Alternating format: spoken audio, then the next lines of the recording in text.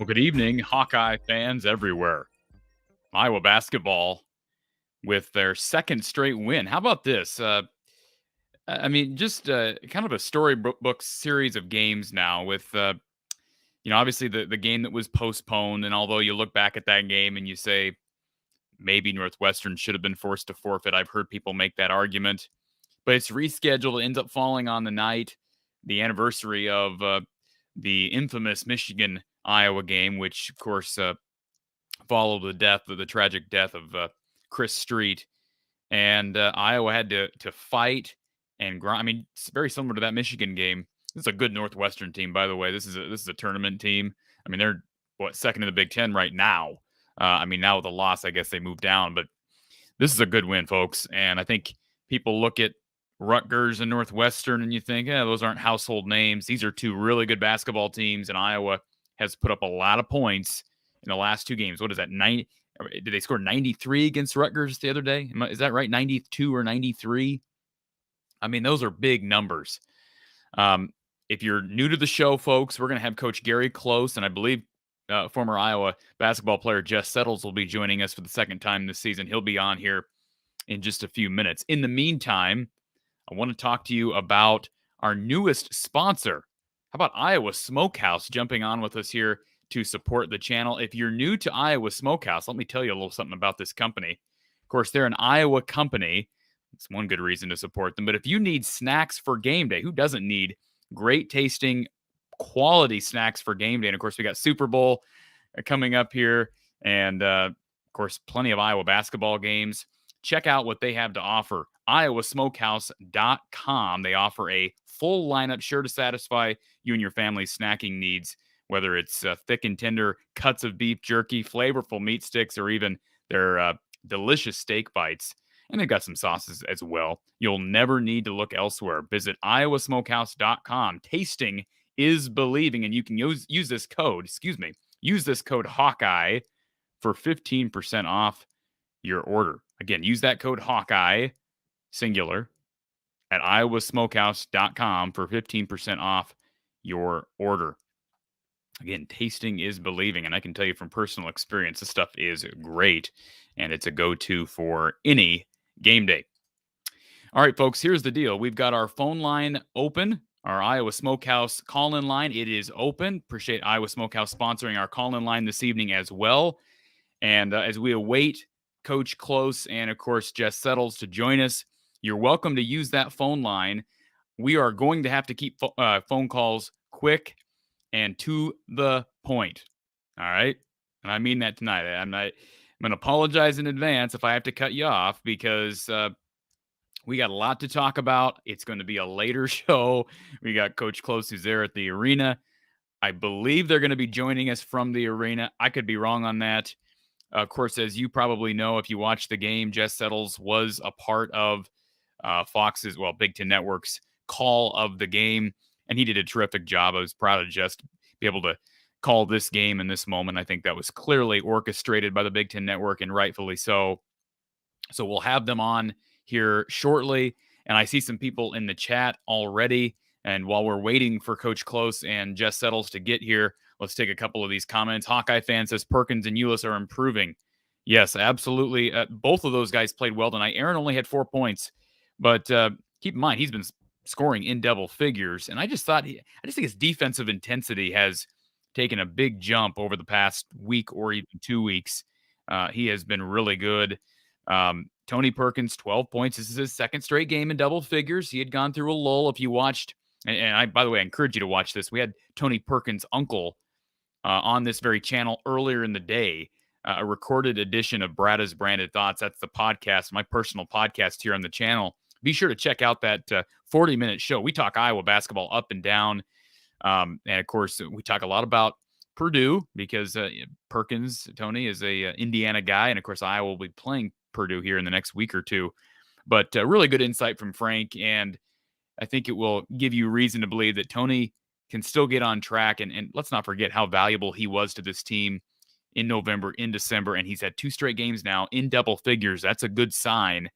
And he drew a pretty heavy assignment. I mean, those guards, those Northwestern guards are really good. I mean, Adige and Bowie, those guys are pros. It's amazing what Chris Collins has done. I'm anxious to get Jess's perspective and, of course, Coach Close's perspective. I know Gary has a lot of respect for Chris Collins, and rightfully so. Good guy, good coach, was a really good player at Duke. And Northwestern, that's a good win. Quad 2 win, right, as of right now. I believe they're 40 in the net, last check. Peyton Sandford, big night for Peyton, Zach. And let's take a look at Peyton's final line here. If I can pull it up. 20 points, 5 assists, and 4 rebounds for Peyton Sandford. We could talk about the 3 that was probably not a good shot, if you want to, my honest opinion, probably not the best of attempts, but found a way to get it to go down and then gets the foul call as well. So just incredible. And, Peyton Sandford, I'll tell you, he is going to be a big key because his ability to make tough shots and tough threes in big moments. He has come up clutch so many times, whether we're talking about the first Rutgers game, all right, or the Michigan game. Remember the AN1 that sent that game to overtime. He's just been really big ever since he got things going. And boy, it took patience, it took diligence, and it took faith by Fran McCaffrey and this staff, and it took him going to the bench. And this is the skill that a guy like Fran McCaffrey, you got to give him credit for how he handled that situation. Clearly did not shatter the confidence of Peyton Sandford. They needed him tonight, and they got 20 big points from Peyton Sandford. And they needed all of them. I want to give a shout out to Brad Van Meter and his team down at State Farm. Of course, Brad's been sponsoring the basketball shows all season long. They spend countless hours, Brad and his small team down in Des Moines, they spend countless hours taking care of their customers' insurance needs, meeting annually with their partners, reviewing coverages, and taking care of any needs or changes. Give his team a shot at 515-256-6480 or get a free online quote at www.bradvanmeter.com. They're located down on Fleur Drive in Des Moines. All right, I believe we have Coach Gary Close with us. Gary. Hey, Corey. How are you, sir? I'm good, thanks. Can you hear me all right? I can hear you. Can you hear me? Yep, no problem. You are down in, boy, you look like you're are you on the floor right now? I'm on the floor right at midcourt. They haven't kicked you out. That's good news.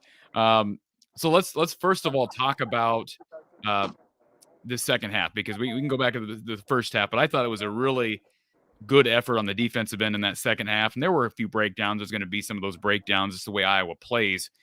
But again, I always tell you this, your words ring true with me as I watch a college basketball game. Force your opponent to take tough twos. Northwestern made some tough twos. Chase Adige is a pro, as is Bowie. But ultimately, I thought Iowa's defensive effort in that second half propelled them to this double-digit win. Yeah, I agree with you totally. Terrific defensive performance in the second half. They got very few easy baskets, and like you said, the ones they scored were tough.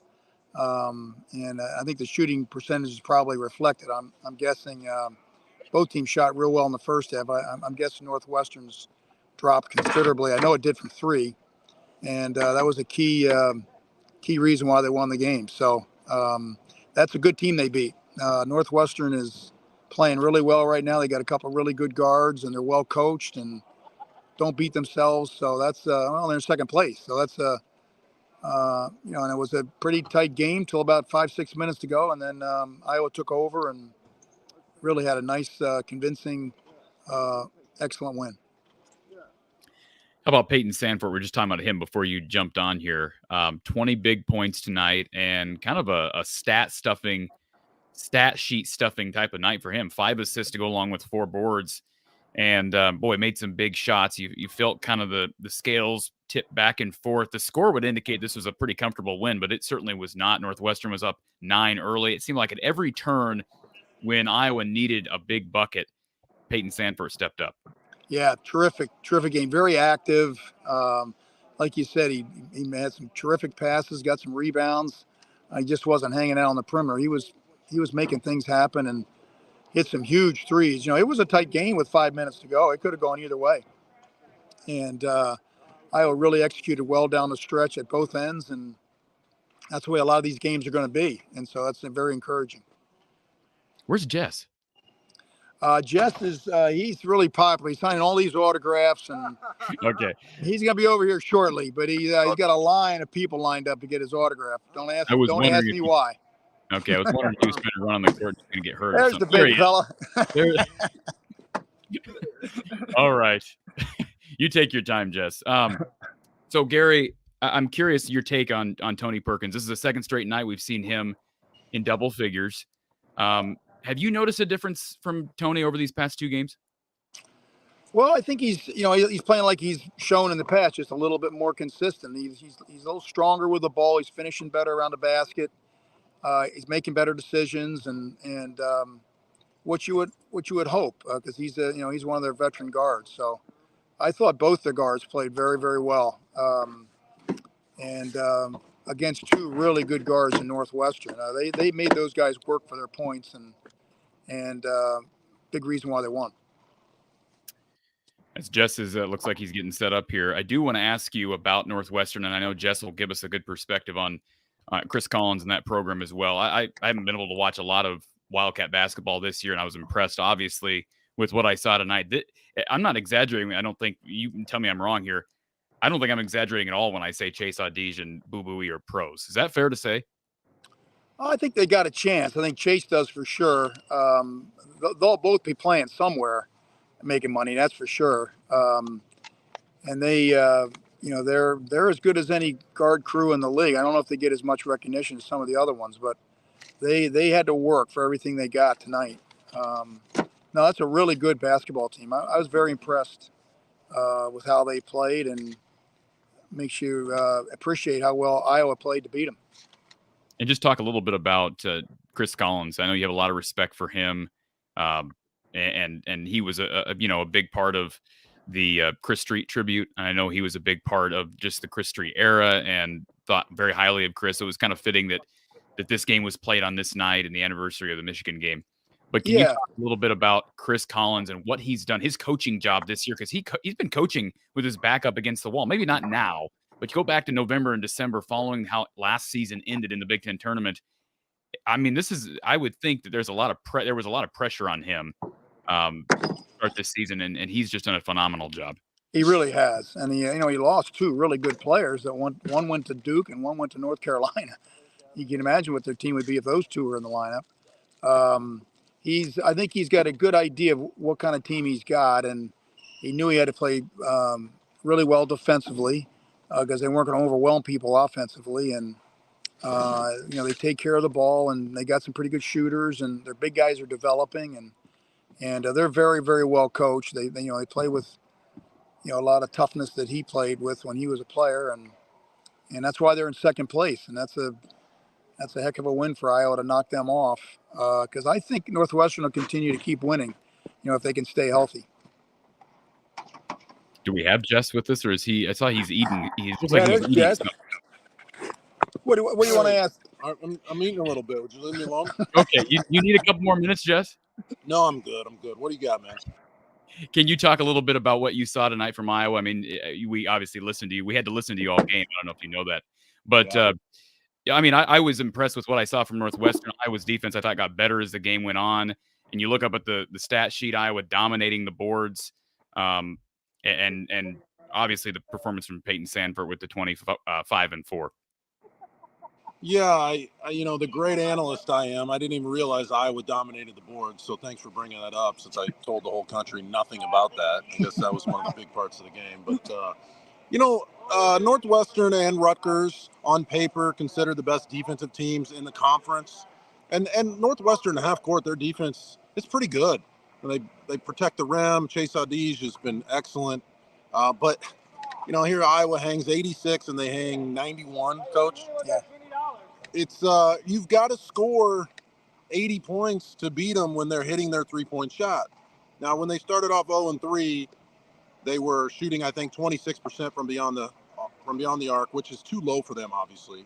Then they got it up recently to 34%, but over the last 5 or 6 games, it's been around 42 to 43%. They're going to win a lot of games like that because they have so many interchangeable parts, so many guys who can shoot it. Their transition D has not been great. I thought in the second half, their half-court defense was a lot better. Mm-hmm. But and maybe did Northwestern get a little tired? They might have. Yeah. I mean, I don't. That's kind of the 40 minutes of pressure defense, right? I mean, maybe you can comment on that. Yeah. Well, it was it was a competitive game until about 5 minutes to go, and then they just kind of busted it open with a bunch of stops and to score that many points on Northwestern, I think they're the number 1 ranked team in the league. Yeah, they 61 points overall and 68 in the league, but so they like 20 over their average. So yeah. Iowa played well offensively the entire game. Northwestern did a good job in the first half offensively. In the second half, Hawkeyes put some clamps on them.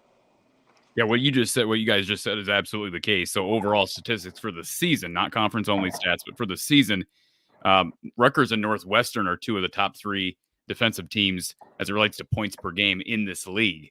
So, I mean, again, to be able to put up 93 and 86 back-to-back and 2 days apart, this is a quick turnaround for Iowa. Yeah. Everyone wants to talk about Northwestern having to play 6 games in 13 days. But Gary, you and I talked about what's needed from a team and from a coaching staff when you're making a quick turnaround and having to play in a day or in 2 days. I know, you can equate it to tournament time, but it is different when you're doing it in the middle of the season, isn't it?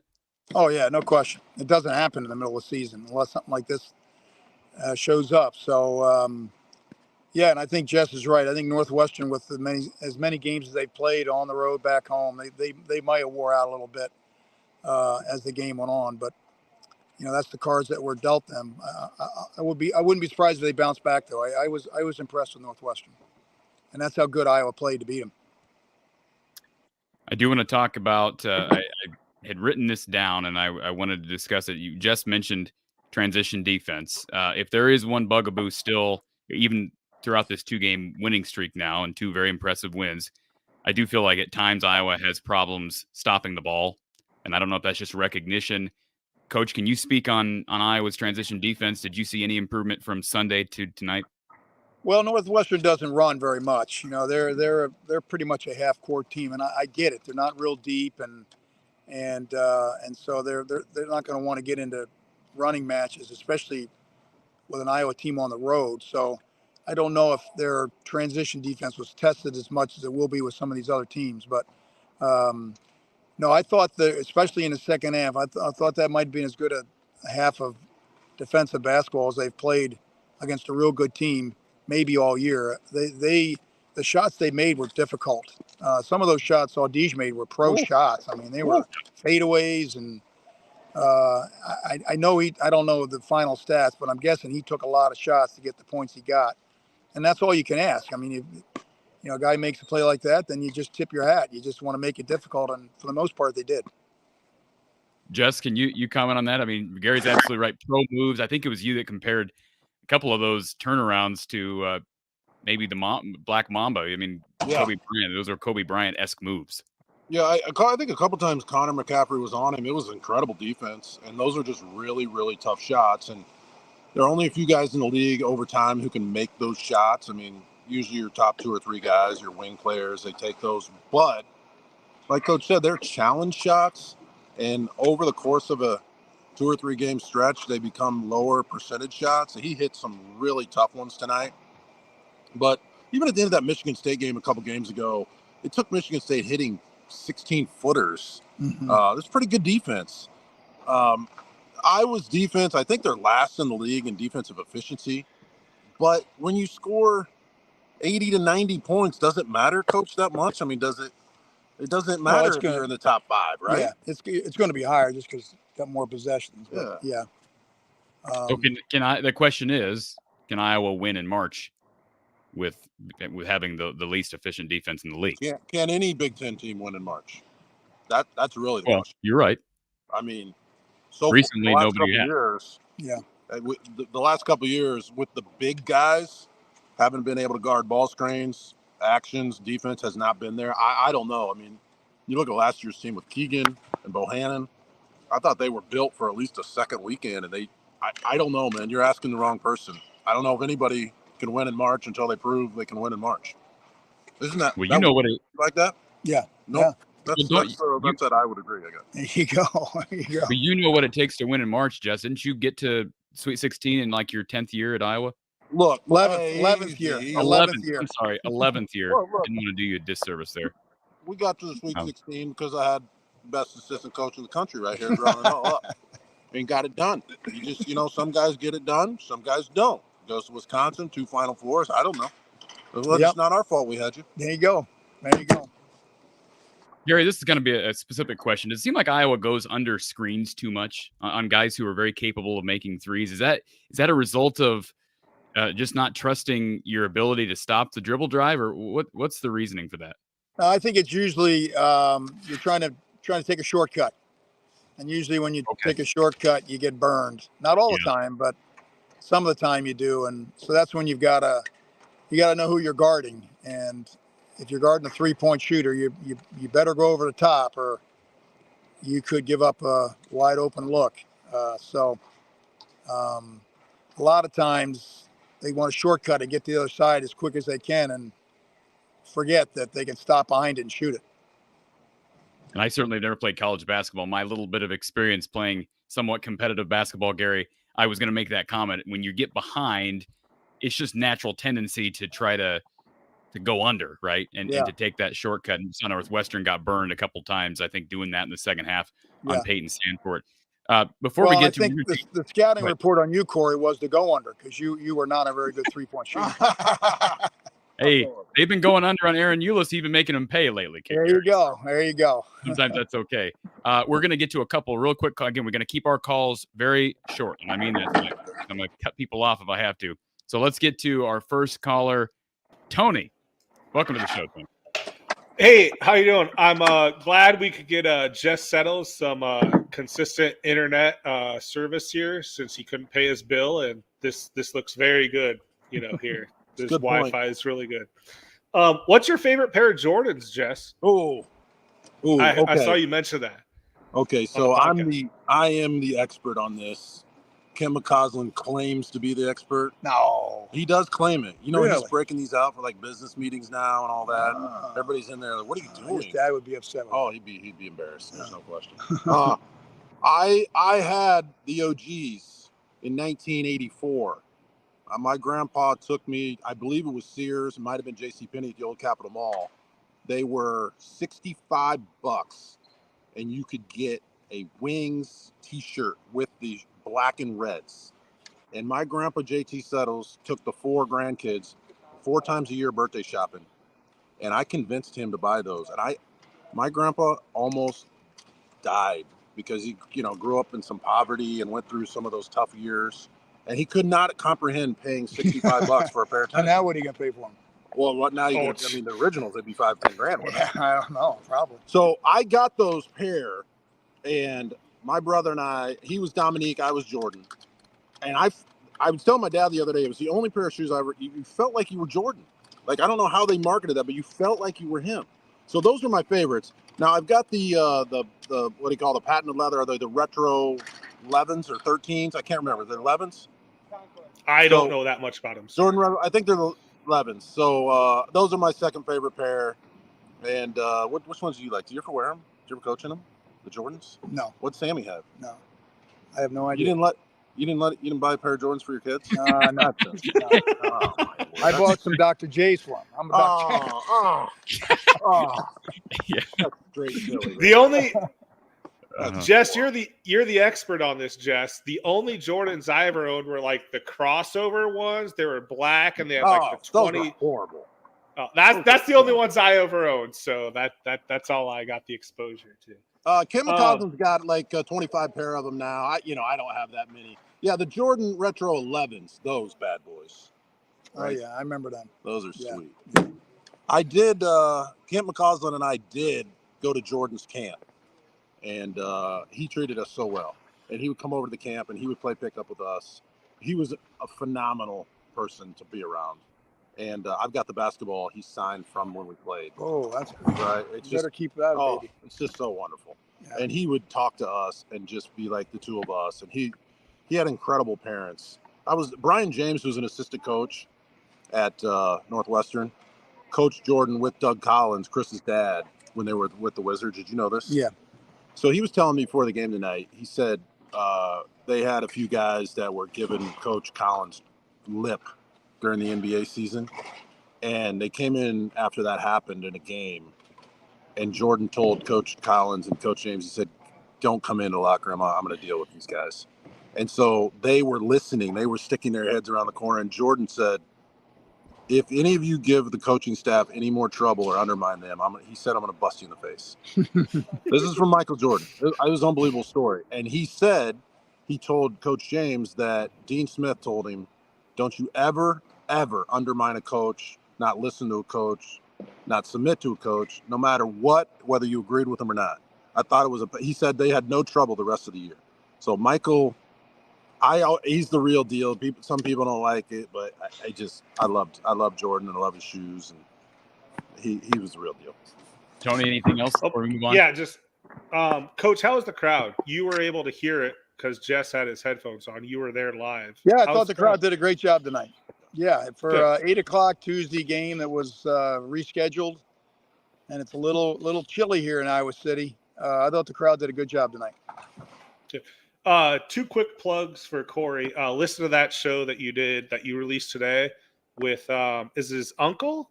Tony's uncle. Yeah, that was great. I'm coming down to the metro area, like I said before, because I'm going to that Iowa State game. I'm switching my insurance to State Farm with Brad. I'm going to make some time to do that. And Iowa Smokehouse, they've got a metro location, I'm guessing, in Des Moines.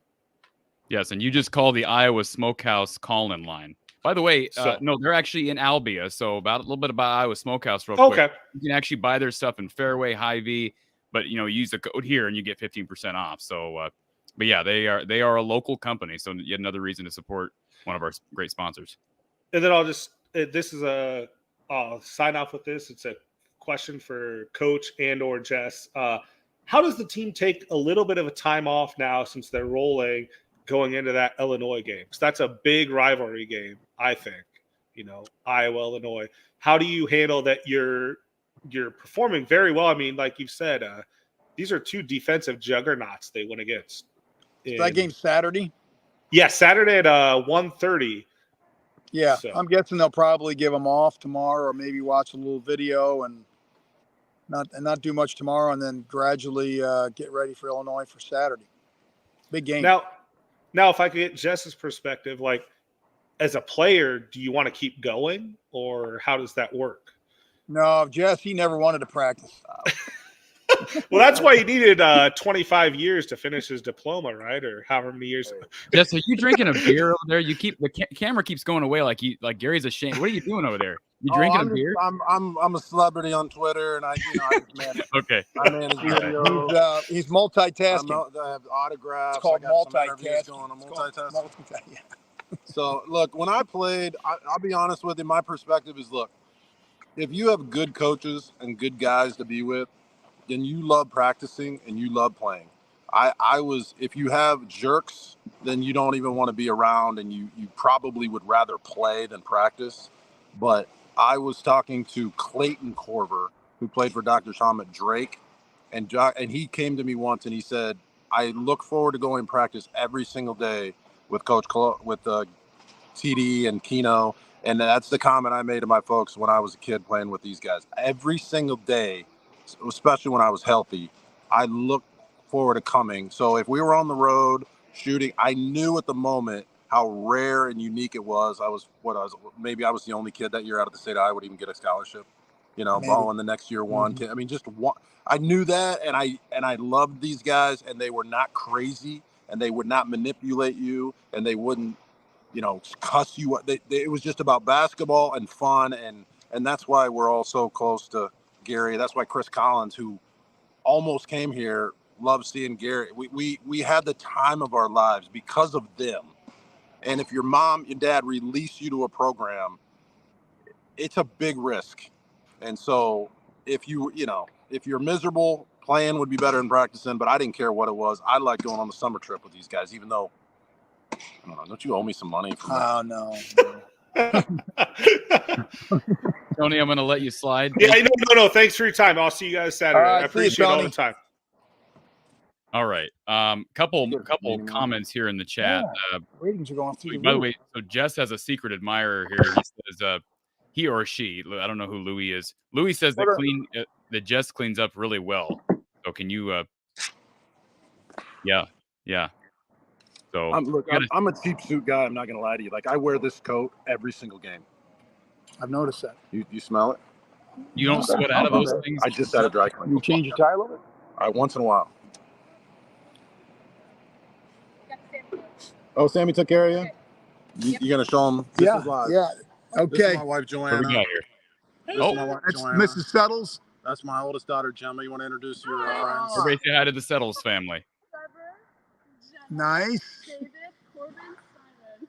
Yeah, they're here. Excellent. Came out for the big game. Got the Chris Street shirt on. Very good. Quite a few years old. Sammy took him in the locker room, gave him the tour. Was it good enough? Yep. Oh, yeah. That's You guys great. were taken care of. Yep. Who'd you see back there? Great facilities. Chris. Brian was Oh, back Chris there. took care of you? Yep. How about that, huh?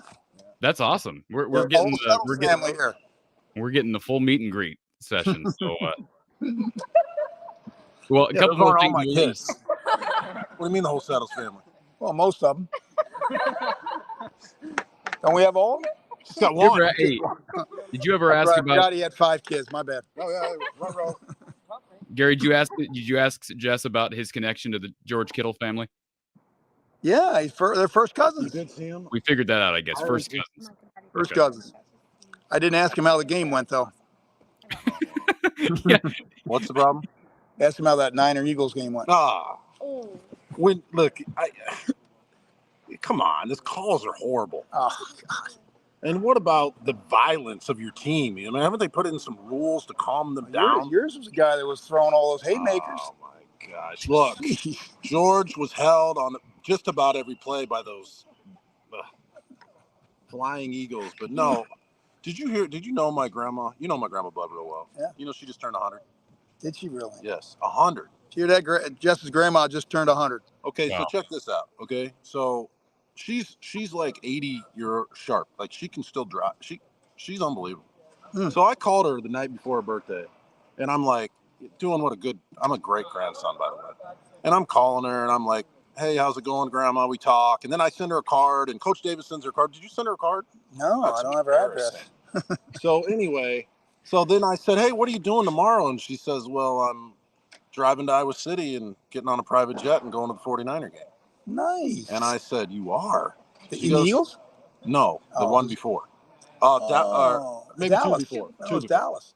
So she goes out. George hooks her up with the Gulfstream. She flies to California, which you've always said if you could have one thing, it'd be a private jet. Private jet. She the whole stadium sings her happy birthday. Oh, that's unbelievable. I didn't know that. Yes. And I'm like, how can I compete with that as a grandson? You can't. I made the call. I sent her a card. And that's down there, and that is way up there. You were upset, Jess, that she had a good life-changing experience. You were upset about that. I mean, no, it was. Look, George. George doesn't mess around, right? He's doing a little better financially than I am, but it was a real blessing for her, right? It's just amazing, and to come full circle, have several grandchildren play at Iowa, and to see that, and for one of them to make it all the way, it's incredible. It's incredible. And then the Eagles basically ruined my grandma's birthday by letting the Eagles win. No, that was after his birthday. Yeah. She got her I moment, thought it was Gary. going to be more competitive, but it wasn't. Man, it was just a blowout. Let's be honest, Gary. It's not all about Jess's grandmother. There are bigger things. There are bigger fish to fry. Oh, hey, she's in our way. We got to run her over. Run her right over. We got to Okay. get to the Super Bowl. I've got one more question for you guys, and then we're going to let you slide because you got family, Okay. you got friends waiting for you. Sure. A comment from Chris. He talks big picture. He thinks the Big Ten will perform well in March this year. Teams will likely be underseeded. I see 6 or 7 legit second weekend contenders. Do you agree with that, Gary? And when Jess gets a moment, we'll get his take on it as well. As this season progresses, are you seeing teams in the Big, minus Purdue? Because I think we all assume that Purdue is a player for a national title. But besides Purdue, are there teams in this conference right now that you think can make the deep? That's a real good question, Corey. You almost got to take a look at the other leagues as well. We haven't performed well of late in the tournament, but he's got a good point in the sense that where the seeding could be advantageous to maybe surprise some teams in advance. So a lot of it has to do with how well you're playing when you're getting into that stretch. And the one thing I'm concerned about, I think all these teams are going to beat each other up because the league is so tight and so even. But I think there are a lot of really solid teams, maybe more than we've ever had. We may not have the real great team with the exception of Purdue, but we got a lot of good ones that maybe could advance. But we need it badly. The Big Ten needs some teams to march on because we have not been as successful recently than we would like to be. Does Jess agree with that, or did he take off? Man, he's worse than a 12-year-old. He's sometimes in here, sometimes he's gone. So okay, well, Gary, I first of all, I can speak on behalf of a lot of people who are enjoying the Joel says that this might be the most entertaining show we've had. So, well, we like to treat our guests well. Yes, thank you for taking the time and making the effort to be a part of the show as always, Gary. We do appreciate you each and every night. And all right, please thank Jess as well. Enjoy this trip back home, and Carver is your home. So enjoy the time, Gary. We'll see you. We'll talk to you Saturday. Yeah. Actually, I'm coming Saturday, so we may have to do something similar. But I'm looking forward to it. It should be a great game. Sounds good, Gary. Yeah. Take care. All right. Drive safe. Go Hawks. Yep. Thanks, Corey. All right, folks. Thank you, everyone, for being a part of that. I know that was, I'm juggling a couple of different things, and we're trying to keep Jess's attention span going. Let's talk a little bit about Iowa Smokehouse. I mentioned them a couple times earlier. They are sponsoring our segment here at From the Hawkeye of the Storm, our Iowa postgame with Coach Gary Closen tonight with Jess Settles himself. If you need a good game day snack, how about some beef jerky? How about some meat sticks? How about some specialty barbecue sauces and ketchups? Super Bowl's coming up in a couple of weeks, folks. You need some great snacking, and tasting is believing with Iowa Smokehouse. Visit iowasmokehouse.com and use that code Hawkeye for 15% off your order. Again, iowasmokehouse.com and use that code Hawkeye for 15% off your order. You can find their products in some of your larger grocers. And I saw somebody in the chat earlier said that Shields is carrying Iowa Smokehouse. This is a great brand. And again, it's an Iowa family that operates this business.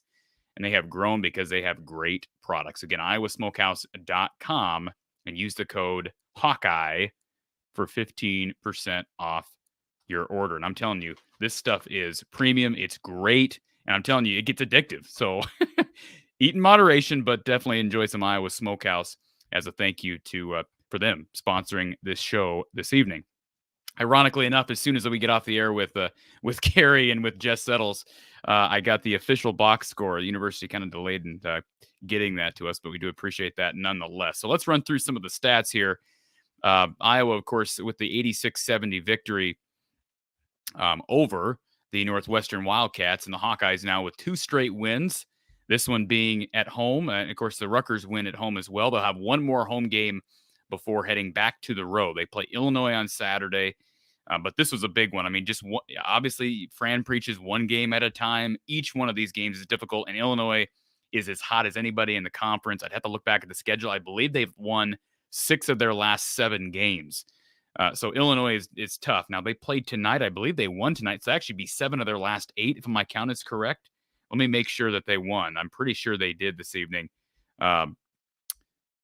They beat Nebraska 72-56, so dismantled Nebraska.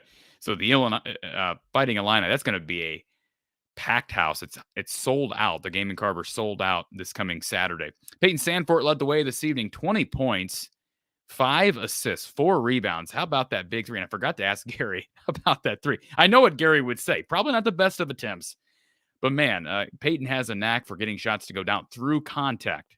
So Peyton Sandfort with 25 and 4. Chris Murray, 14.7 rebounds. Kind of a quiet game, but when you can put up this many points against a very good defensive team, and your star player, a future first rounder, scores just 14 and 7, you know you're doing something right. And of course, Philip Rebracha, another big part of that. I shouldn't say Peyton led the way, because if Peyton led the way, Philip Rebracha was co-leader. 20 points, 10 rebounds, double-double, added on 4 assists for the game. I mentioned earlier, Tony Perkins with 12 big points, and Connor McCaffrey, 11 points, 3 rebounds, 3 assists. He continues to impress from behind the arc. All right, let's get to our next caller here on the Iowa Smokehouse call-in line. Ryan. Corey, what a good game, Ryan, huh? how you doing, buddy? I'm good, Corey. How are you, sir? I am doing wonderful. What a great game, and I'm going to celebrate in moderation with a good old glass of milk. I got to tell you, go okay. ahead. No, Go I was ahead. going to ask you if it's milk or is it a White Russian? No, I don't drink what. No, it's pure milk. White Russians are good. Do you like White Russians? No. Okay. All right. No. We'll drop that. But no hard liquor either, believe it or not. But I'll tell you what, today it was really ironic watching the show, and I'm watching the rerun of the Chris Street special as we talk, and seeing Jess and Coach Close both on the big screen and on my monitor at the same time. And for people like me that watch Chris Street, he actually played in the state tournament against Dubuque Wahlert. I'm from Dubuque, I should say, but one of my good friends guarded Chris Street in that game. They went up one-on-one with each other. And so I followed Chris, obviously, since I knew he committed. And I don't know, like it's just a day like today is extra special. Seeing the 40 draped on Coach McCaffrey's bench, what a great touch. I know they did that 5 and 10 years ago since Coach has gotten here. But I will also say, I was so impressed with how inspired they played.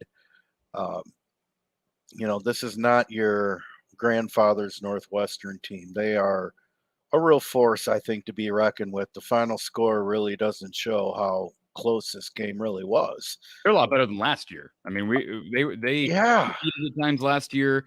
I remember when they played in Carver last season. I was at that game.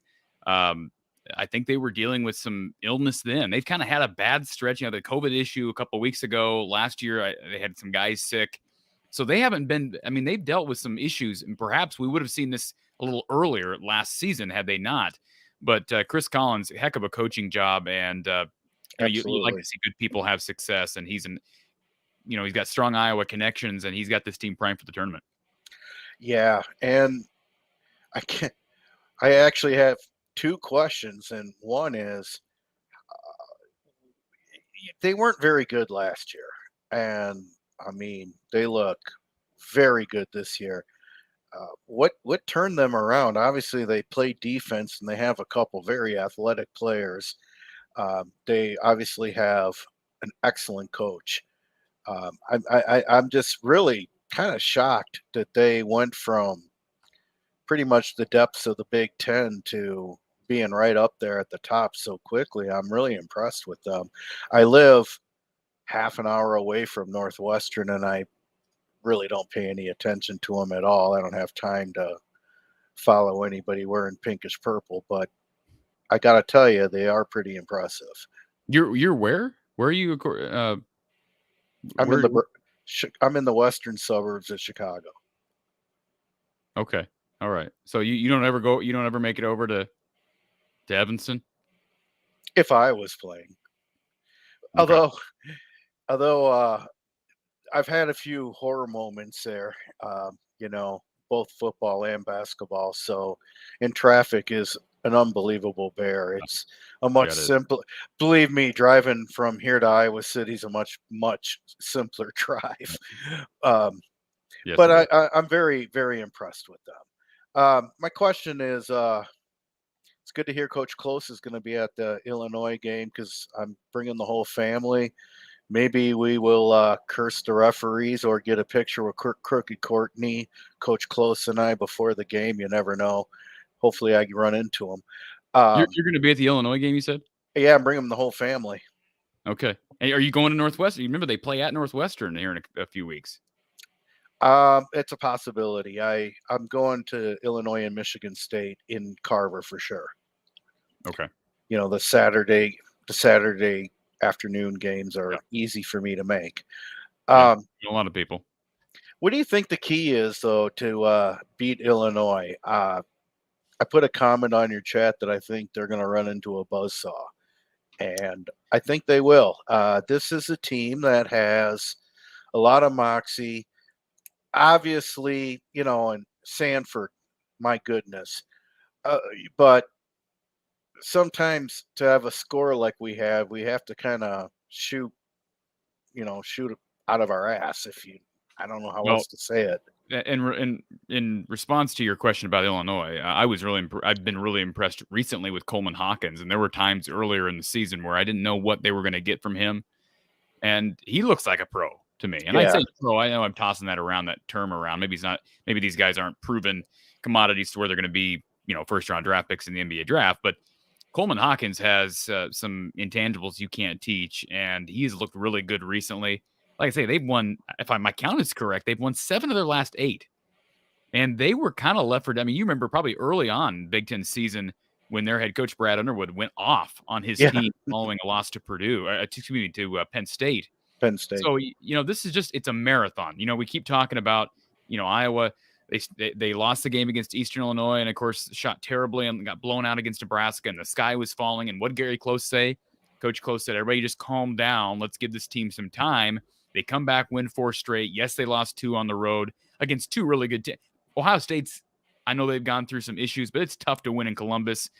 And, I think you're dealing with bad officiating at Michigan State. That's my opinion.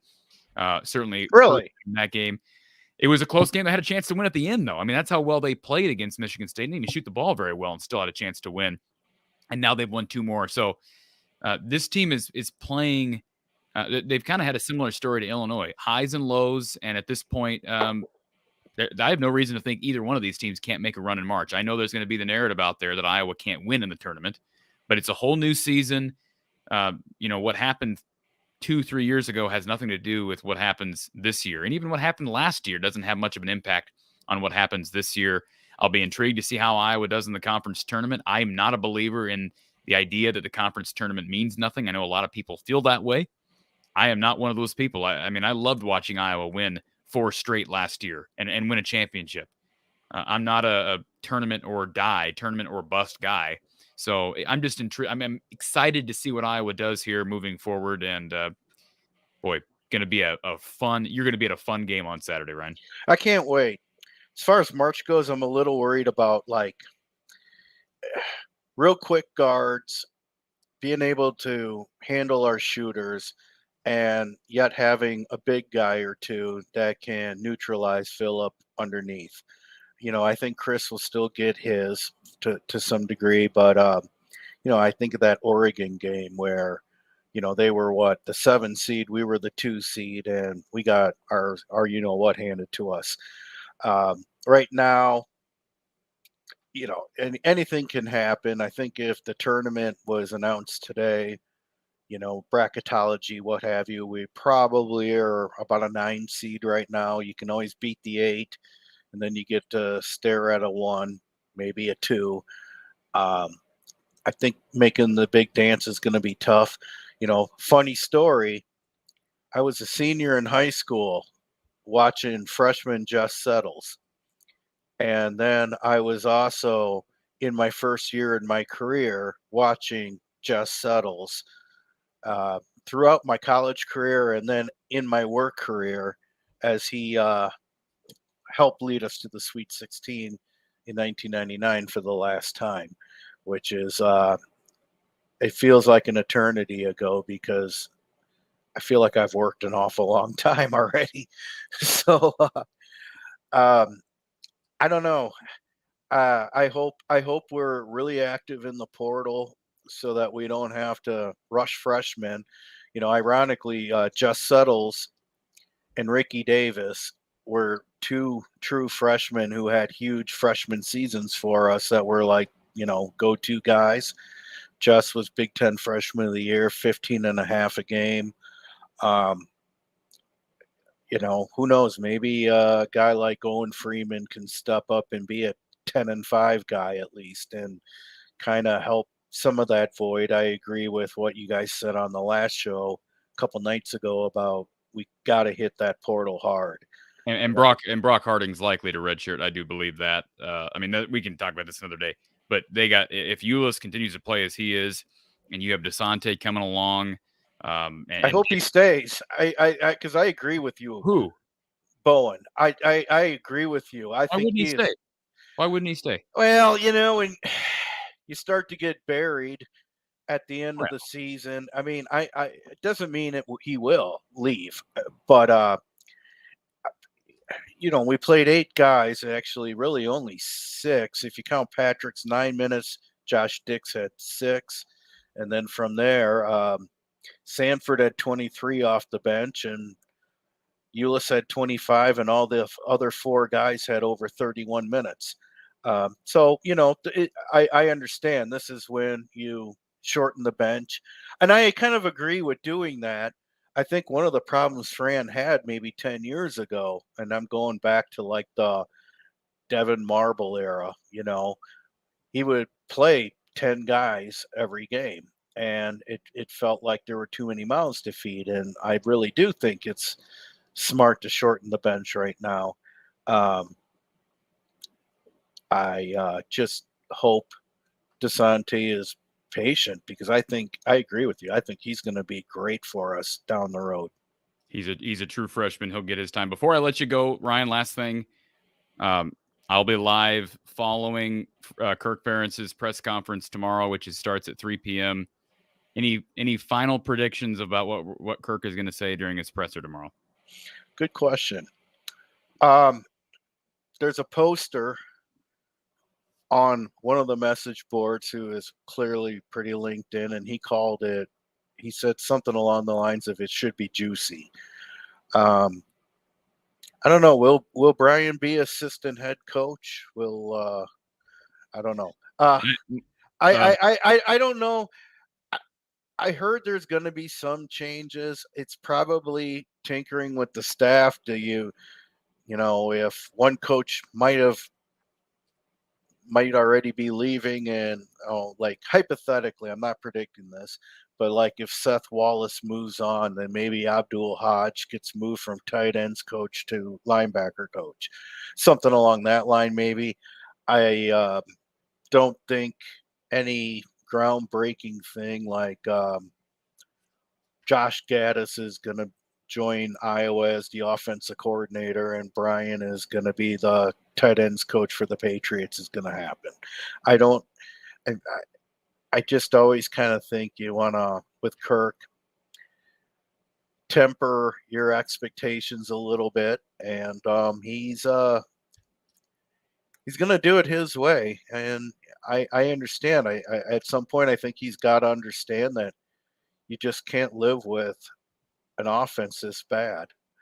But, he's number 3 all time in Big Ten wins, I think, or he's really close if he's not number 3 already. I think he is number 3. Yeah. Jared, you're too busy watching the Chris Street special on Big Ten Network to join the show tonight, but wow, what a powerful segment. Coach Close did a great job. Absolutely. Ryan, thank you for calling in to the Iowa Smokehouse call-in line. I appreciate you taking the time as always, sir, and we'll talk to you. Well, maybe we'll talk to you tomorrow. All right. Sounds good, Corey. Thanks, man. Thanks, man. All right, folks. Thank you for the super chat, Jared. And the line, as you can see on the bottom ticker, well, it was open. Let's get to our caller here. Thank you for calling Iowa Postgame here from the Hawkeye of the Storm. Who's on the line? Corny. Oh, my goodness. again, past your bedtime. It's 11:01, and lights were supposed to be out at 11. So get to sleep. You got school in the morning. Let's get to Lomansky. I think I mentioned this earlier, but thank you for the super chat, Lomansky. Corey, you owe Jess dinner for interrupting his supper. Looked like he was. Jess Settles was eating supper on the air. Maybe it was some of our Iowa Smokehouse jerky. Perhaps it was that, or some of those steak bites. One of their many tasty treats. Dom, great win tonight. Absolutely great win tonight. Let's get to our next caller. Thank you for calling Iowa Postgame here from the Hawkeye of the Storm. Who's on the line? Hey, Corey, this is Dominic, RDHB. How you doing tonight? I'm good. How are you, Dominic? Hey, not doing too bad. Haven't had the chance to call in lately. I actually haven't even watched the show, so I'm going to have to rewatch it. Just got home from the game, and yeah, it was a pretty good game. Like I said, I haven't seen your guys' recap of it, but I did have kind of a thought that I had while I was watching today that Okay. I don't know if you guys touched on yet. Sure. So I feel like from what I've been seeing, so Chris kind of gets in a little bit of a funk shooting the 3-ball because he likes to pull the trigger quick when he shoots that 3-point shot. And I noticed it gets streaky, and I feel like mentally he tells himself he has to get out of it like anybody would. But sometimes I feel like we're better off when he attacks the basket, he pulls the defense in, and that's when Sanford and Connor and even Perkins and everybody else seems to get more open and more opportunities start to come for the guards when Chris is able to kind of mentally tell himself, okay, I need to attack the rim and the defense is going to have to come in and defend me. And then that's going to open up the floor a whole lot more. And it feels like, and maybe I missed it, but it felt like once he started driving in the second half, a lot more shots started to fall for us, and the guards were able to kind of do their thing a little more. Well, I think you're right on that, and I would say two things to that. First of all, Chris Murray driving to the hoop, I think naturally that's going to make the defense collapse, and you're going to have more shooters outside. I mean, obviously, Chris Murray is one of your better 3-point shooters, but it seems like since Aaron Eulis has been attacking more effectively. I know he only had 4 points today, but him getting into the lane has created more opportunities for 3-point shooters as well. So I don't know that it's just Chris Murray, but I think anybody able to get into the lane, and certainly the deeper the penetration, the more open shooters you're going to have on the outside. And, I think you said it. Chris Murray is a really good 3-point shooter, but I think at times he does settle. No pun intended for our guest we had on a little bit ago. Sure. But I do think at times he does settle for contested threes, and maybe that's something that he needs to improve on. But Fran gives these guys a green light. And maybe you're onto something, that he's getting more comfortable driving to the hoop. I think at times taking the ball to the hoop strongly is maybe I don't want to say a weakness of Chris's, but I think he maybe needs to. I don't know if it's a matter of strength, but taking it hard to the cup as opposed to allowing himself to get moved, if that makes sense. Yes, your train of. I saw you still had the line open. I had to call in and just kind of get your take on it, because that's exactly what I was thinking as I watched the game. The first half, it felt like Chris was taking a lot of those quick threes, and he can hit them. There's no one's saying don't shoot it. But it felt like Northwestern's a big team. They're very athletic. They're a very big team. I just immediately, when I got to the game, noticed a size advantage for Northwestern. So I can see where they've had an advantage in probably a lot of their games this season. I haven't watched a lot of Northwestern basketball, but I immediately noticed the size advantage. And in that first half, it felt like it was working to their advantage. Officiating was here or there, as always, with the Big Ten. But I felt like if Chris would just drive, we can start. There's going to be more open shots and opportunities for the guards to get more involved. And he made that adjustment a little better in the second half. To me, it was a little bit noticeable that he finally was like, okay, I need to start getting to the rim because these deep balls aren't falling for me. And I feel like if he makes that adjustment a little sooner, Iowa's a very, very dangerous team. very dangerous team because we need him to do that. We need him to attack the basket more.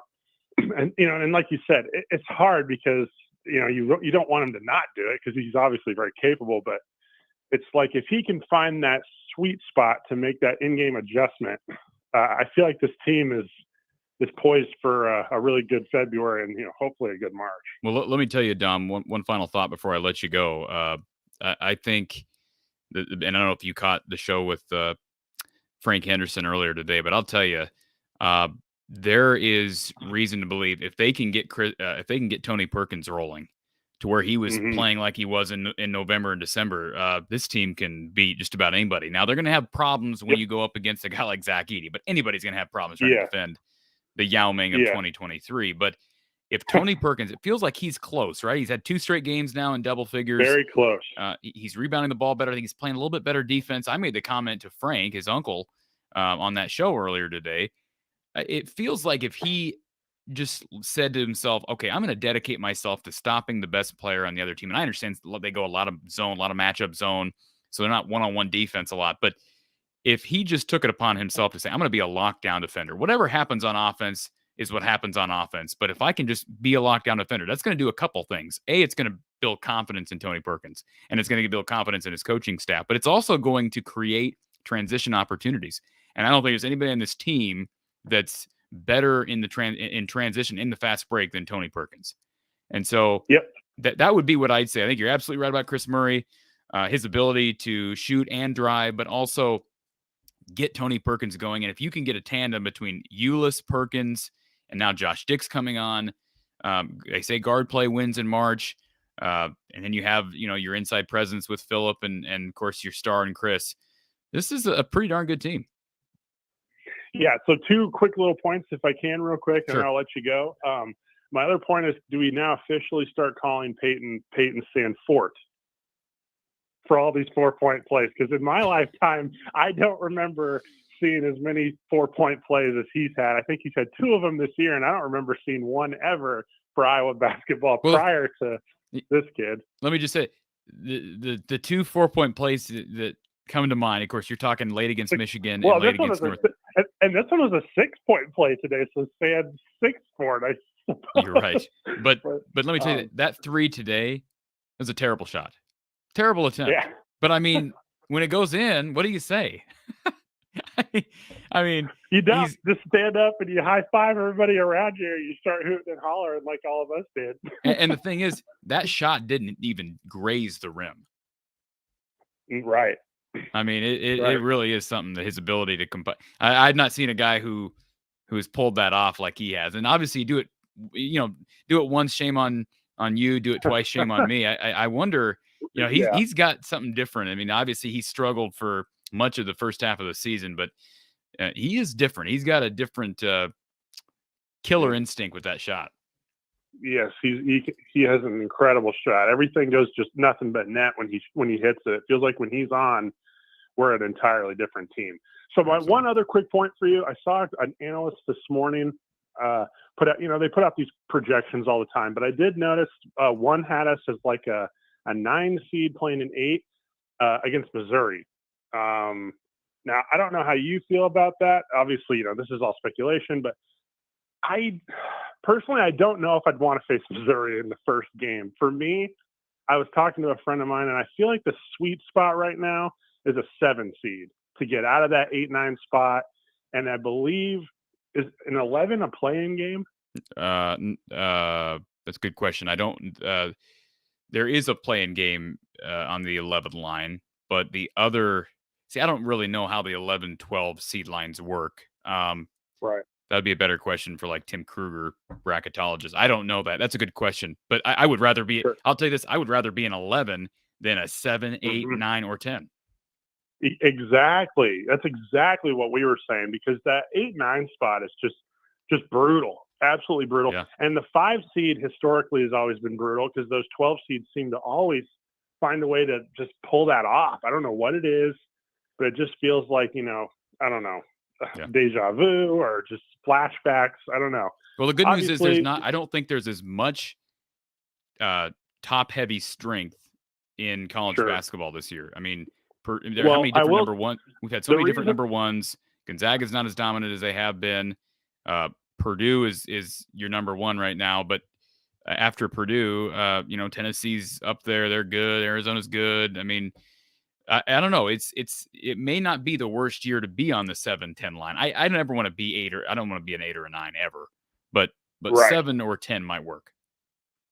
well, the only reason I brought this up was because I admittedly found myself watching the Iowa State Missouri game the other night, and I was like really impressed with how athletic and the guard play that Missouri had, and I was like, oh boy. Yeah. And then, of course, this morning I saw a projection, and I don't remember who it was. Sorry, I don't have those to back this up, but someone had us playing Missouri in the first round as an 8-9 matchup, and I was like, oh Lord. Please spare us of that. Please Missouri spare us of that.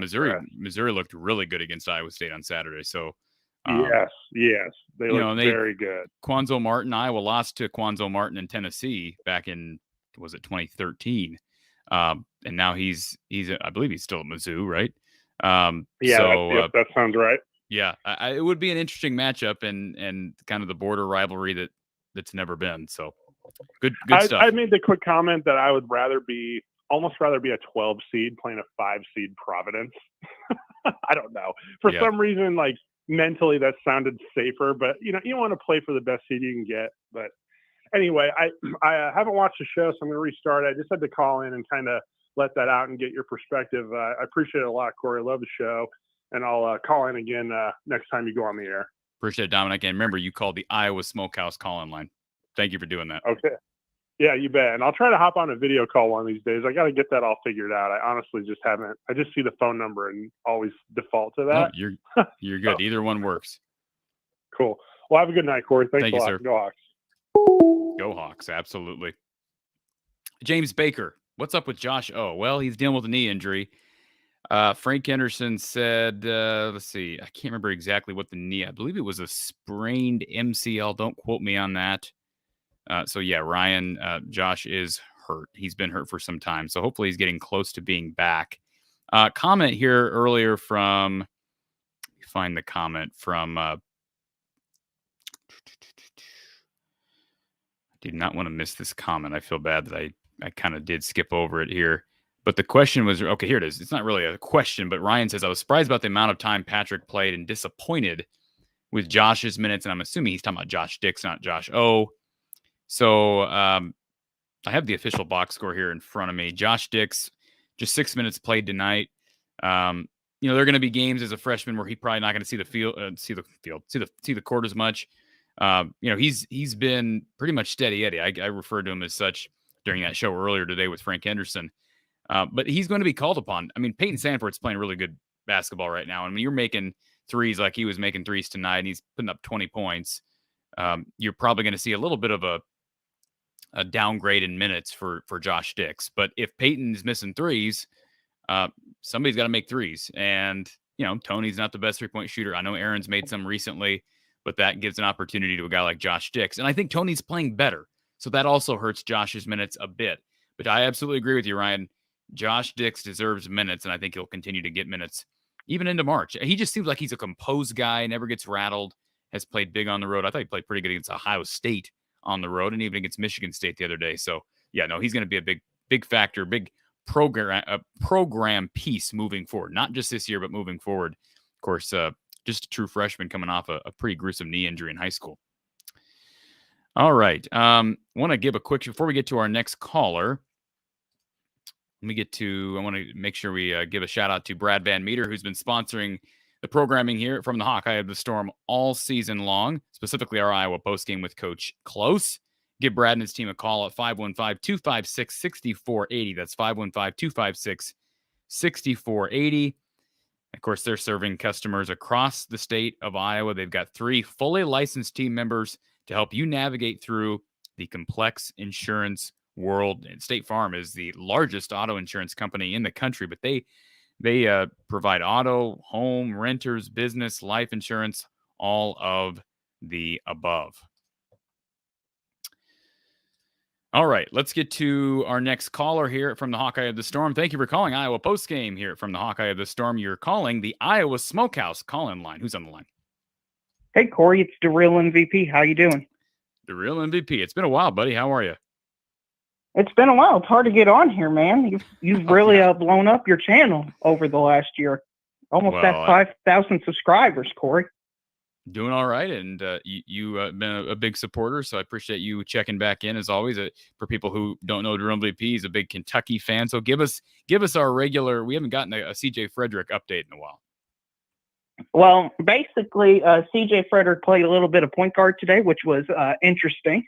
He hasn't done that most of the season, but he hasn't lived up to the hype that I thought he would have. Maybe he's just on a continued cold streak, but I think Kentucky's success is going to largely depend on if C.J. Frederick can hit the three ball or not to space out the floor. Because when he struggles, the defenders play inside on Oscar and Toppin a lot, and it's very clogged up in the paint. But Kentucky's trying new lineups. They found one that worked with C.J. Wallace, Toppin, and Oscar. They got Severe Wheeler out of the lineup, so Kentucky's looking up and up after losing to South Carolina, who lost to Furman by 19. So, it's going good. Totally off the cusp question, but how often do you, how do I phrase this question? How much tampering do you think goes on with John Calipari? Have you seen his record at UMass and what was it, Memphis? Or whatever school? What's that got to do with it? Well, I mean, the allegations from UMass and the other school he coached at, I mean, doesn't that kind of lead you to one direction? Well, I'm interested to get your perspective because obviously the outcry from the Iowa fan base with the CJ Frederick situation was that he was tampered with, and it's clear that I don't know if do you know the story about Frederick and how he ended up at Kentucky? Actually, I don't. You can fill us all in. Well, his uncle, Joe Frederick, was just, he was so active on social media, so active on Iowa forums, if you will, and was so pro Fran. And at some point during the season, and there was a screenshot of this, Joe Frederick was caught basically implying I believe it was on Facebook, that the two Kentucky fans that, quote, help was on the way. All right. That was the screenshot that was captured during the season. I believe it was on maybe a private Facebook group, but somebody got it and it's out there. And so that would indicate that maybe not by definition tampering, but there were discussions going on with CJ Frederick and Kentucky through the grapevine, if you will. So Iowa fans aren't I don't think people love me giving CJ Frederick updates. Maybe don't care, but he's been gone for a couple of years now. But I don't think Fran is a very forgiving guy, as much as I know he gets a bad rap for his temper at times. But Fran is a player's coach, and I don't think maybe those bridges were burned. Maybe it's water under the bridge. I don't know. But I know when CJ Frederick left, it did not sit well with Fran and his staff, and it sounds like it was how Frederick handled the whole situation. Well, I think I don't know anything, Corey. So until something's proven, I can't say for sure. But to me, it's just this general feeling of how can these big schools not have an inside advantage, Like sure. Alabama in football, I'm pretty sure Louisville's head coach accused him of Nick Saban of tampering when it comes to one of their best players. Well, I'm not sure if it's the head coach directly, but it might be a guy who knows a guy who knows a guy who knows the uncle or something like that. Yeah, and the rules are as such. It's like NIL right now. How do you regulate things when there are constant loopholes? And so, yeah, I don't have sour grapes about it. I thought it was sad how it was handled. If the allegations are not even, Iowa's never come out and said this is what happened, but you hear different things, and if that's the case, I think it's unfortunate because it sounds like CJ kind of led Iowa on into thinking he was returning, and then all of a sudden one day he walks into Fran's office and says, "Hey, I'm gone." So, anyways, I wish him the best. I don't want to see him fail at Kentucky. I know he has dealt a lot of injury issues, and did he have 0 points? Eric says he had 0 points tonight. Yeah, he played for 20 minutes. He had 0 points, 0 rebounds, 1 assist. Joe Toussaint, on the other hand, playing really well for West Virginia. So I wish the best for all of Iowa's transfers. Joe Toussaint, a little bit different story. I think maybe sits slightly in the better graces of Iowa fans and maybe even the Iowa staff. But anyways, we can drop the CJ Frederick conversation. Yeah. Anyway, Corey, I wanted to talk to you about something you mentioned earlier about the Big Ten. To me, it's the second or third best conference in all of college basketball. And I don't understand why you think it's just a mediocre conference. When have I ever said it's a mediocre conference? Didn't you, or I was listening to your show today, just kind of passively listening to it. Somebody I thought said it was a mediocre conference. Oh, Or it's average, but everybody's so watered down this year that it's just kind of risen above because of everybody else's mediocrity. Sounds like you're not being faithful to my show and Mark Rogers' show, because I know neither one of us would have said that. No, I'm talking about in basketball, not football. Oh, well, I never said that about basketball. I can assure you that. And Mark's not talking about basketball. All right. Right?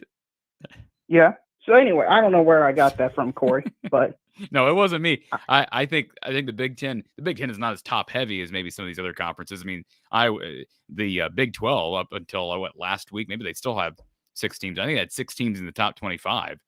The Big Ten last check had 1, and now maybe they've got another one in there. I think Indiana's in. Right now. Indiana's was 21 today, but they lost to Maryland. Yeah. So, yeah, exactly. So, I mean, there's a lot of teams right outside that threshold, and the bubble is going to be full of Big Ten teams. It appears. I mean, we could have as few as 7 teams in the tournament, and as many as 11 teams in the tournament. That's Joe Lunardi, who's basically come out and said that. So it's a weird year from that perspective. Very balanced conference. If you look at the standings, you got a bunch of teams hovering around 500 in the conference. Northwestern is one of those teams that now they're 6-4. Iowa's 6-5. You got Michigan, Indiana, Rutgers. I mean, just go down the line. Illinois second in the conference right now with Illinois, 7-4. Indiana, Maryland, Michigan State. I mean, all those teams are kind of in the same vicinity, and you could see any of those teams finding a way to finish second. I think Purdue's clearly the best team. Might be the best team in the country, but it's just a very balanced conference. I think you look at the bottom of the conference. Nebraska's not very good. Minnesota's not very good, but both those teams have beaten other teams, and Nebraska's beaten Iowa. So, well, Nebraska's capable. Minnesota, I believe, only has 1 Big 10 win. Who did they beat? Who did Minnesota beat?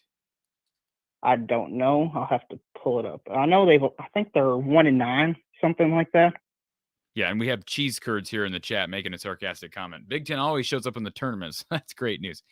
The Big Ten's got some hurdles, and that's why I brought that up to Coach Close and Jess earlier.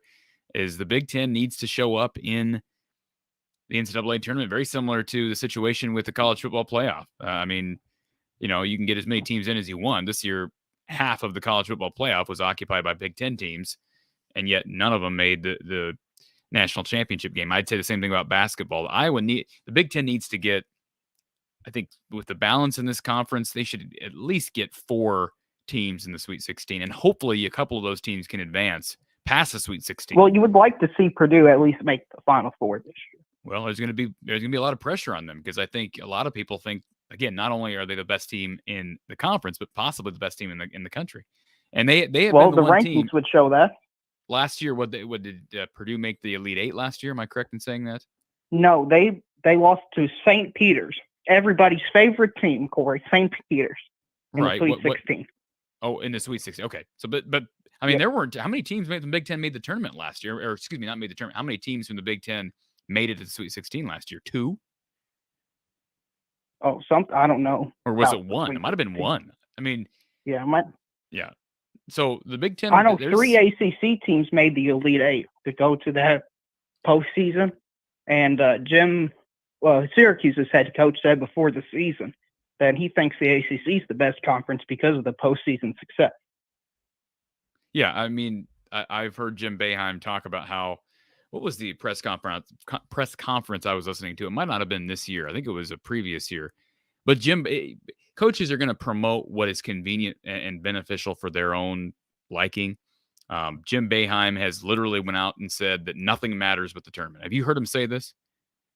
Yes, yes, I have. But he has said nothing. He said nothing else matters besides the NCAA tournament. And he's going to say that because Syracuse has made a couple of Final Fours in the past 10 to 12 years, and they've had some mediocre seasons in general. So, of course, he's going to tout those 2 Final Four trips, as opposed to an Iowa team. Why would Fran McCaffrey say nothing matters with the tournament? They haven't made a Sweet 16 since 1999. I'm not saying either one of those coaches is correct, but especially with Iowa just winning the Big Ten last year. Yeah, the answer is somewhere in between. I just think we're way too black and white with this. I think success in the regular season matters. Big Ten tournament, I enjoy watching the Big Ten tournament. I really enjoyed watching Iowa win the Big Ten tournament. But some people will say it's tourney or NCAA tournament or bust. I've never been that way, and I probably never will be that way. There's too much basketball, too many months of hoops prior to middle of March to act like none of that matters. Right, and I've got some corrections from earlier. So Minnesota, they beat Ohio State at Ohio State 70-67. That's their only Big Ten win. Yeah, Ohio State is weird because they've got. I mean, they've got. I've used this term like 3 times today. They've got pros. All right. Between Suing and I don't know that Suing's a NBA guy, but who's the guy whose name escapes me? Of course, I'd forget this. I know this because Iowa just played them the other day. Anyways, his name escapes me. Somebody will throw it up in the chat. But they got a guy who's going to be a first-round draft pick, possibly a lottery pick, probably a lottery pick. And that bugs me. I can't think of his name. But they're a weird team right now. They're bottom feeding in the Big Ten just like Nebraska. Sensabaugh. Thank you, Sensabaugh. He is probably a lottery pick. So it's just a weird year. Nobody would have expected Ohio State to be towards the bottom of the conference over halfway through the conference season. And Michigan has struggled. And then you have teams like Northwestern and Penn State who are kind of surprising people. I'm surprised with Rutgers how they're doing. Yeah. That's surprising to me that they're 4th. They're tied for 3rd currently. Yeah, I mean, they're 2 of their 4 losses have been to Iowa. Yeah, and they beat Purdue. They're the only team to beat Purdue so far. Yeah. So they beat Purdue last year, so they're a legit team. It's a weird year, Drill MVP, and it's an opportunity for a team like Iowa to surprise some people down the stretch because there is so much balance and I think opportunity. Oh yeah, and what you said earlier about being on the 8 and 9 line is exactly right. It's hard. It's incredibly hard to beat the 1 seed in the second round. And Joe Lenardi, I saw, has Iowa's the 9 seed playing NC State, but they would have to play Houston in the second round. And Houston's just been a different animal this year. I mean, they're like Iowa. And Houston, can you imagine that game? Houston has proven they know how to win in the tournament. That's the other thing. Like I'd much rather play a team that doesn't have a whole lot of tournament success. Like Alabama's a team that has been flashy at times, but has Alabama ever really recently, have they made much of any noise in the tournament? Not really. They were a 2 seed a few years ago, but I don't know how far they went. Yeah, I don't think they made the Elite 8 as a 2 seed. That would be the expectation. So I wouldn't want to. I don't want to play Gonzaga. I don't want to play whoever you just said. Houston. It's getting late. 11:30. What'd you say? Houston. Yeah, Houston. I mean, Kelvin Sampson. He knows how to coach those guys in March. So Michigan State's another one. I don't want to play a Tom Izzo coach team in March. So yeah, it'll be interesting. We've got this next month Drill MVP. We're gonna. I don't know about in February. Definitely as we get closer to March, we'll have some call-in shows where we'll talk about the bracket and bracketology, and probably try to get a bracketologist on here. We had Tim Kruger on last year, as you probably remember. So oh yeah. Well, a lot of. I learned a lot last year. My favorite thing to do is crunch all the numbers and argue about who's in, who's out. And Corey, you know how last year I was on the Murray State bandwagon and you kept disrespecting them over and over again by not putting them in your top 25? You remember that? I do remember that. Well, this year, Florida Atlantic and College of Charleston, Corey, watch out for those teams. Yeah, I'm not buying into College of Charleston, but anyways, I don't know as much about FAU, so I'll have to do my research on that. As you know, I'm not doing top 25s this year. So. I know. But hey, I'm giving you some group of 5 teams to watch out for. College of Charleston's lost 2 games. Florida Atlantic has only lost 1 game. So if some other team probably wins their conference, they can be bubble stealers, and that's going to matter. Absolutely. So that's all I've got, Corey. Been watching all your shows, been hitting the like button as I'm supposed to be doing. So yes, please, everybody follow the real MVP's example. Hit that like button. Jason says 200 people on here, only 9 likes. Come on, people, hit that like button, please. Scroll down. I see 76 on my end. Oh, well, Jason's lying then. Well, I think what happens is if you don't refresh your YouTube page, you're just staying the same number of likes. Yeah, you're probably. So you got to refresh the page to get that number. Well, we'll guilt people. But man, Corey, I'm so proud of you. You're about to hit 5,000 subscribers, man. Let's do Congrats. it before the You've end of been putting college. a lot of work in your channel. Let's do, as you know, things do slow down after football. So let's hit 5,000 before we get to the end of college basketball season. Yeah. See you next time, Corey. Thanks, Real MVP. Appreciate it, sir. All right, folks. Appreciate everybody being here as always. Got a few comments here in the chat. Ryan wants to know, why was the Northwestern coach upset and called for the technical? I mean, I was not at the game. Big Ten Network was in a break at the moment that he got called for the T. He was obviously upset with something. Trying to think, I think there was a foul called on Northwestern prior to that technical, and I think it was a good call. I'd have to go back and watch that preceding play. But and Chris Collins doesn't get heated very often, so I'm sure he had a reason. There were a couple calls against. I don't think it was poorly officiated, like it was somehow not balanced. I think there were bad calls each way, and you're going to expect some missed calls. Officiating did not stand out to me tonight, but I'll have to go back, and I'm going to go back and watch that first half again, and probably the whole game at some point. Maybe I'll have a different opinion after that. Chad says, with 9 games left before the tournament, Big Ten tournament, what is your prediction for the rest of the regular season? Thanks, and go Hawkeyes. I mean, right now they're a game over 500. They're 6-5. They got another game on Saturday. I'll say this, Chad, if they win Saturday, I'm going to predict Iowa goes 12-8.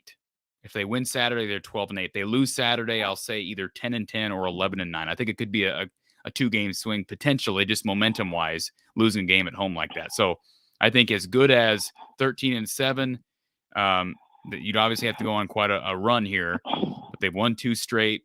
But I would say 12-8. That's going to be my prediction from here on out. Mark, I think I addressed the technical foul again.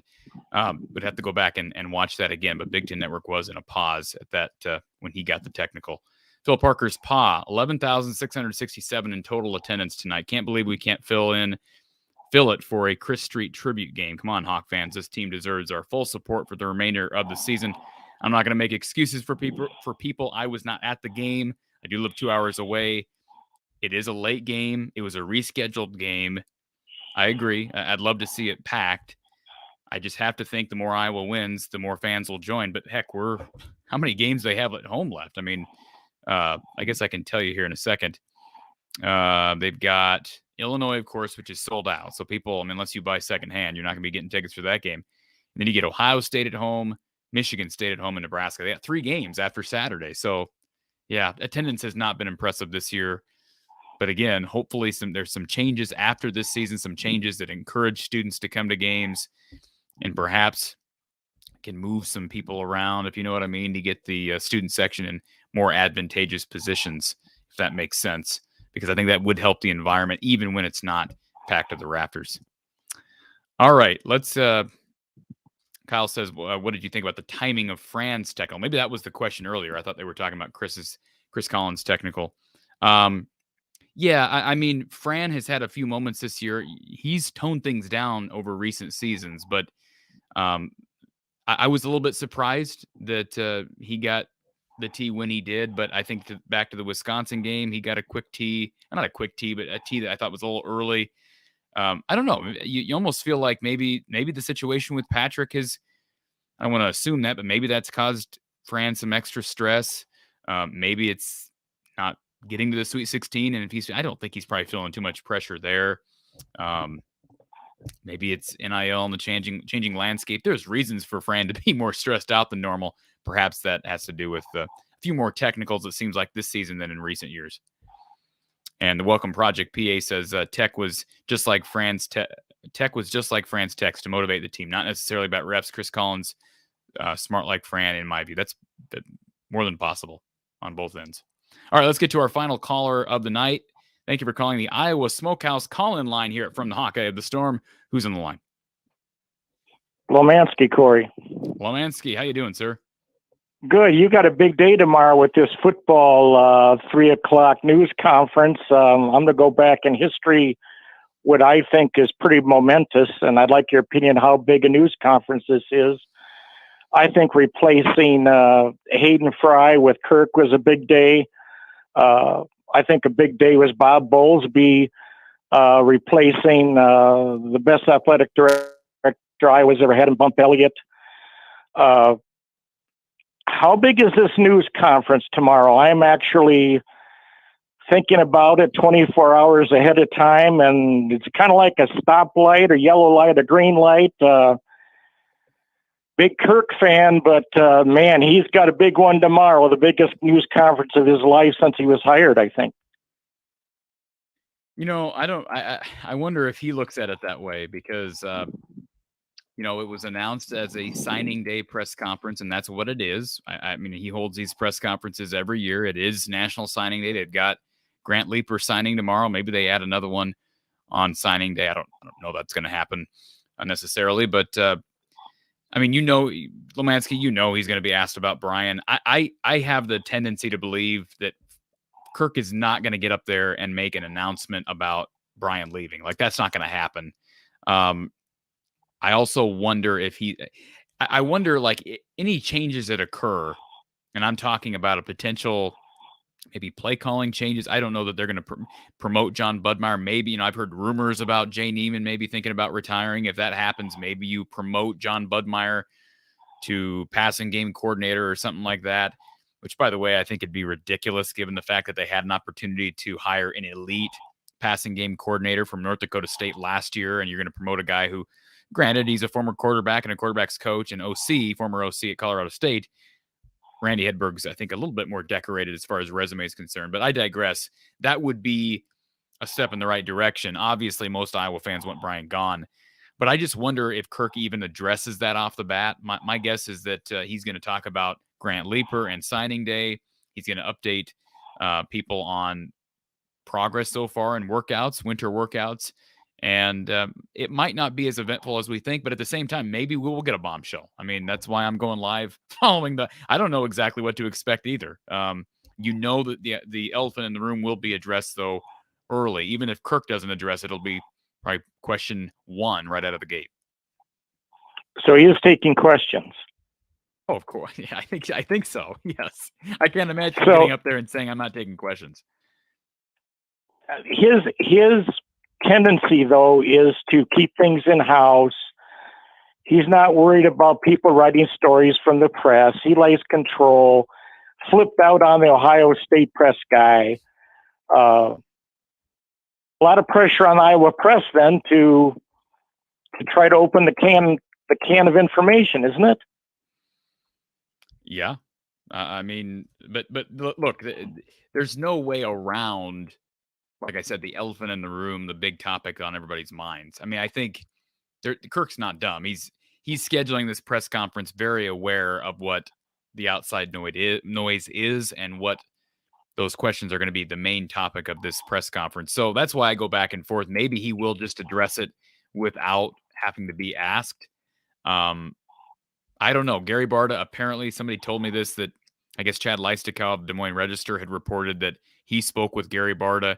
I'm talking about Leistikow spoke with Gary Barta at the Michigan State basketball game, and Gary had said that Kirk was close to finishing up his review, his assessment of the staff. That was, a week and a half ago. So if that's the case, Lomansky, well, that would tell me that Kirk's probably done now. If he was close to being done a week and a half ago, he's probably finished now. So I might have missed what you expect, but you think maybe this will be underwhelming. Well, if I'm looking at history of press conferences and yes, I think it's got a chance to be underwhelming, but I don't know that, and that's why we're going to talk about it. Regardless of what happens, we're going to talk about it right after the presser's over. you've been very clear about your what you think needs to be done going forward.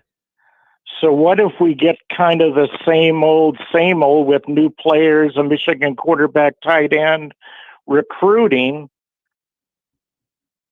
Then we'll carry on with the same old. Do you think Kirk's outdated? Do I think he's outdated? Let's say tomorrow is kind of the same old. No big time changes in staff. We're going to roll forward with a great quarterback and tight end, and everything else will work. I saw a replay of Hayden on the sidelines with 4 pages of offensive plays compared to a recipe card for Brian, and I think it's getting comical. I'll say this: if first of all, if Brian is still trying to get a job somewhere, then we're not going to get any announcement tomorrow, anyways. I don't know how Kirk will address it, but it will be intriguing. But my point is, maybe there's still that opportunity. Maybe the door is still open for Brian to go somewhere, and Kirk honestly doesn't know if it's going to happen yet. If that's the case, then we're going to have an underwhelming press conference tomorrow. If it's decided that Brian is staying put because he couldn't get a job somewhere else, and yes, that those discussions have been had behind closed doors, and Brian Ferentz has discussed, he has talked with NFL people. I'll say that. That's on 100% authority. That has happened. Again, according to sources that I would put up against any.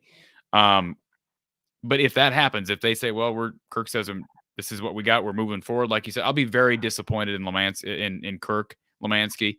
I still think Kirk's a great guy, but it's this move is overdue, and if he prolongs it further, he is in danger. He is in danger of losing another faction of the fan base. Like, he's lost some people already, but there's a faction of the fan base that has stuck loyal to him because he's still winning games.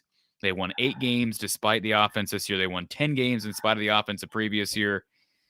But if he continues to double down on Brian, and I've talked about how I think important it is to make a move now prior to the massive changes that are going to occur in this conference in 2024, I think he's in danger of potentially losing the loyalty of some of the bigger donors. And I've said that before. Maybe those donors are dissatisfied with 8 to 9 wins, but they may have a rude awakening if Kirk does not make a change, make the staff changes that I believe he needs to make, and then we head into 2024, and all of a sudden you're competing against USC, UCLA, perhaps Penn State's in your division or Michigan State's in your division, and things aren't quite as easy as they are in 2022 Big Ten West football. That's my fear, and I don't want to see Kirk, his last couple seasons at Iowa be ugly, and that's my big thing. Like, if he makes a change, it's not only for the better of the fan base. I think it's for his own self, for his legacy. It's for the best for him and his family, his legacy. That's my belief. Well, you stole my thunder, and I think what's really critical and different is looking ahead. If they strip the divisions and don't go to pods and we're all in one league, and you watch Nebraska make big moves, you watch Wisconsin make big moves, you've got Illinois on the move. I just hope he can somehow look ahead to the benefit of the entire program. And people have mentioned how Hayden left the program and stayed too long. I don't think that's accurate. If you go look at his last couple of years, Hayden wins and losses.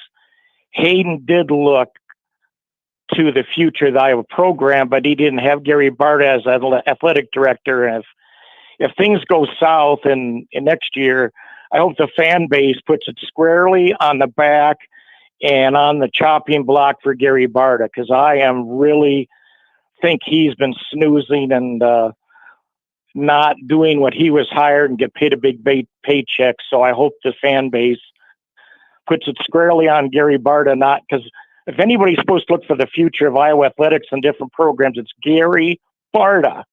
and he hasn't had enough heat. I'll hang up and appreciate your viewpoint. You can tell I'm really looking forward to tomorrow because I can focus on Iowa basketball really easy and fear September, I guess. Thanks for your show. Thanks, Lemansky. Appreciate it. Yeah, I'm sure Lemansky will give us a call tomorrow. Yeah, LFG, thank you. Re-listening to the Swarm Collective show was inspired and encouraged. Brad Heinrichs doing great work, and he's a big part of recruiting too. It's not just the Iowa coaches. So if you haven't listened to that show or watched that show, definitely go back right here from the Hawkeye of the Storm show with Brad Heinrichs, leader, CEO of the Swarm Collective. And of course, tomorrow, as I mentioned, we'll be live following the Kirk Ferentz press conference, which is scheduled for 3 p.m. Central Time. Should be fun. I'm guessing that press conference will be aired live on the Iowa Athletics YouTube channel. So we'll see. As far as tonight is concerned, the Iowa Hawkeyes defeating Northwestern 86-70 inside Carver Hawkeye Arena. I want to thank Jess Settles and Coach Gary Close for being on the show from Carver, live from Carver Hawkeye Arena. And we'll have Coach Close back on the show Saturday, Iowa and Illinois, Saturday afternoon in Carver. Big game for the Hawkeyes against a red-hot Illini team. Thank you to everybody being here, to our sponsors, to Iowa Smokehouse, Iowa Floor Covering. You saw their logo up in the corner earlier. And, of course, Brad Van Meter and his team down at State Farm sponsoring the entire season here from the Hawkeye of the Storm and Iowa postgame with Coach Gary Close. I'll be with you tomorrow following the Kirk Ferentz press conference live, taking your calls and comments right here from the Hawkeye of the Storm. Have a great night, folks. We'll talk to you tomorrow.